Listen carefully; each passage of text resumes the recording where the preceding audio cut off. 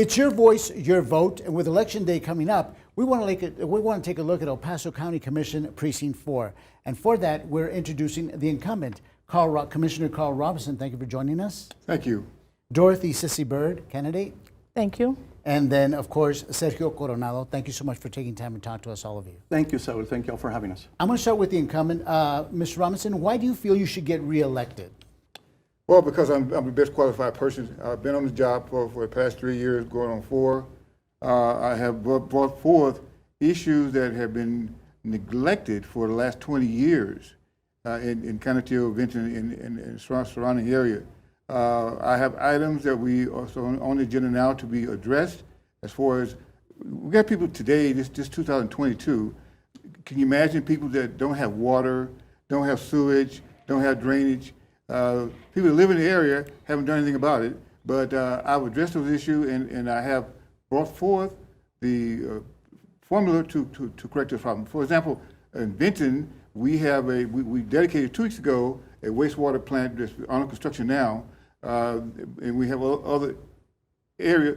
Well, let's just go back to August of last year. We had the flooding in Canutillo. That's been a problem for over 20 years. Well, they call and say, well, we got a problem. They needed sandbags. Within an hour's time after I arrived there, I had sandbags to address. We toured the area, determined that the county did not have the appropriate amount of equipment. Thus, we have now 4 back trucks that will suck up water, about 800 gallons per minute. Didn't have that before. So we have one in 4 strategic locations, but we do have one in the Vinton area to cover. Okay, Ms. Bird, I'll let you respond to this very same question. Why do you believe that you are the best candidate? I believe that I'm the best candidate because I am always out in our community. Therefore, I think all candidates need to be in the community before they start campaigning. I know how a lot of the people in the community feel about different issues because of this.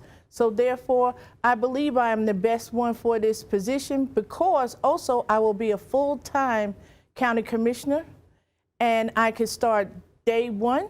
And also I believe that the reason why I think that I'm the best candidate is because all the boards that I belong to, I will definitely resign from them, which I have already talked about to the other members of the different boards that I am on. I belong to a lot of organizations here in the community, so therefore, I think I am the best candidate for this position. Mr. Coronado, same question. Why do you believe you're the best candidate? Thank you, Saul. And I think really that we need to start thinking about, the quality of our elected officials that serve on the county government. I feel that I have the training, the experience, and the education for this job. I served as assistant county attorney both in Austin and El Paso, worked at the Attorney General's office, been in private practice. I've worked in county government. I've served my community as trustee of the Canutillo Independent School District for 15 years, and I've served as president for about 7 or 8 of those years.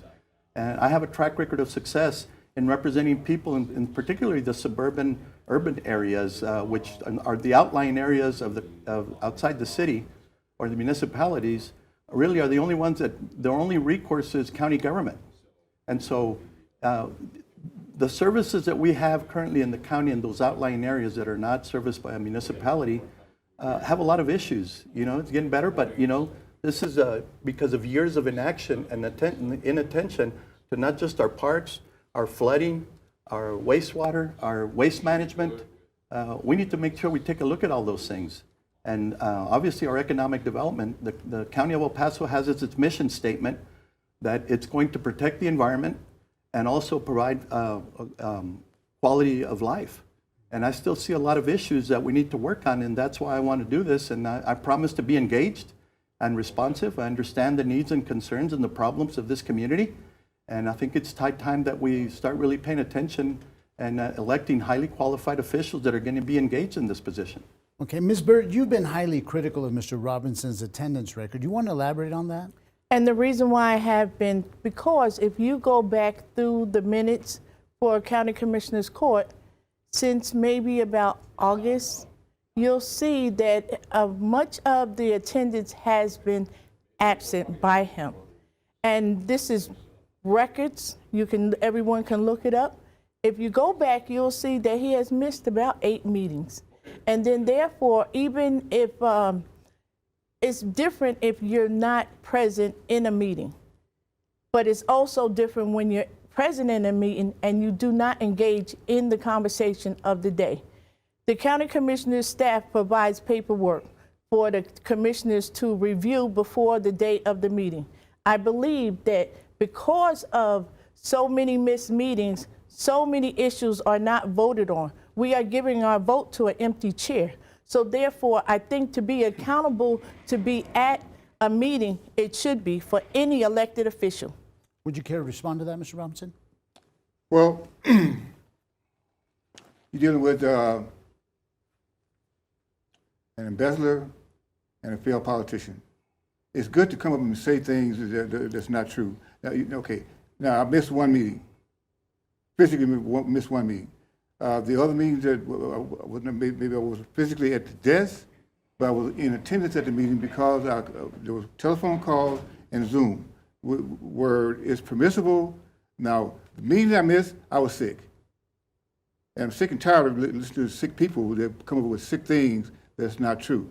But as far as the action to take, as far as my responsibility as a commissioner, I've attended those things as well as anyone else. I have not been an empty seat. The things that were critical to the area that it was addressing in regards to, things have been missed, things have been taken care of. Mm-hmm. Well, if I lived in an area and there's flooding, I like to think that I would be in part of that process to help correct that problem. But you got a candidate who lives in the area but did not take any part in fixing the problem, addressing the problem. So we're talking about 20 years. So I've been on the job for 3 years. I will address those issues, and I have a plan to fix them. Okay.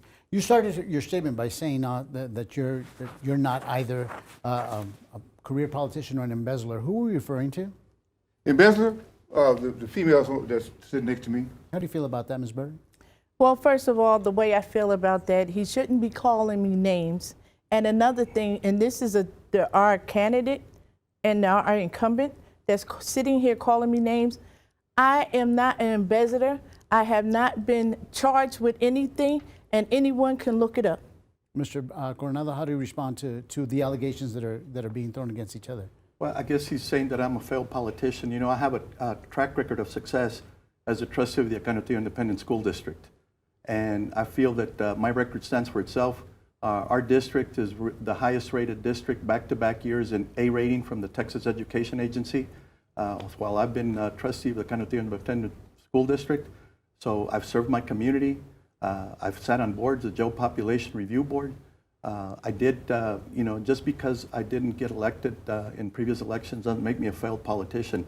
I still help my community out. I do service we do the Acantillo Alumni Foundation. We raise funds every year to make sure that we get funds to graduates of both the Northwest Early College High School and Acantillo High School. So I've been involved in my community. I don't know why Mr. Robinson is saying that, but I do have a track record of success. Ms. Bird stated that she believes that Mr. Robinson has been absent several times, 8 times is what she says, and Mr. Robinson says he's only been, he hasn't appeared once. Do you have any issues with this at all, with the representation of Precinct 4? Yes, I think the constituents of not just Precinct 4, but the entire county of El Paso, when they elect you, they hire you to do a job, and you need to be present, and you need to be engaged in those meetings and in your work. And I don't feel that that's happening right now in Precinct 4. So, yes, I agree with Ms. Bird with respect to, that the incumbent has not been engaged, has not been responsive to the needs, concerns, and the problems of not just Precinct 4, but the entire county. And so